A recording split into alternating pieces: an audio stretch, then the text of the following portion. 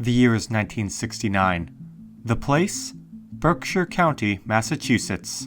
Multiple witnesses reported seeing brilliant, unnatural lights and other strange occurrences in multiple parts of the area, some claiming that they've been abducted and taken aboard a strange aircraft before being released. To this day, their strange and abrupt experiences remain an unexplainable mystery. It was around dusk on September 1st, 1969, when Jane Green was driving from Stockbridge to Great Barrington with her friend, Mary DeGrace. They eventually came across several lights ahead of them on the road. At first, Green assumed they came from police cars and there might have been an accident up ahead, but she soon couldn't drive anymore because it was so bright. The two women pulled over and got out of the car, astonished by what they were looking at. They saw a huge object floating in front of them, so large that Green couldn't see the end of it from the left or right. She couldn't tell what color it was, but recalled that it was tall and immense. There were no windows on the object, nor was there any noise coming from it. Within seconds, the mysterious object lifted up, went to the left, lifted up again, and then flew over the nearby mountains. At around the same time, a 10-year-old boy, Tom Warner, was at his neighbor's house coloring. As it got dark outside, he heard a voice say, "You need to go home now." Terrified, he instantly ran out of the house and across the front yard. His neighbor came outside and watched him run in place for about 5 minutes. When he realized Warner wasn't moving, he knew something was wrong.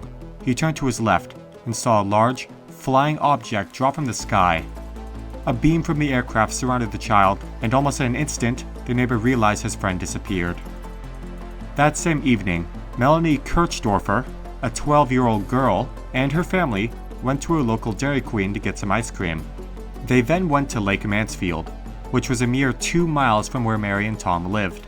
As her father backed into the parking lot, a brilliant, bright aura engulfed their family's car, causing them all to panic.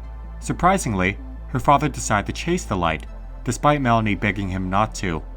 Neither Melanie nor her sister remembered anything after that, but she did recall levitating and then being brought into a ship, where she was laid out while on it. Tom Warner remembered seeing Melanie while on board, and the total fear written across her face. But the girl had no memory of him. She claimed that she was in a room with several other children, and suddenly, they began to disappear one by one. After that, she woke up at the lake by herself. Tom was released in a similar fashion and woke up on his neighbor's property. Berkshire historian Gary LaVille looked into these encounters, but couldn't find any report of UFO sightings in the local newspaper during the month of September. The local editor said he heard about the sightings, but decided against publishing them because he simply thought it was a joke. A police officer was dispatched to look for the UFO after being flooded with reports, but predictably, found nothing. When there's only a single witness in these kinds of cases, it's easy to dismiss them as fiction. This is different.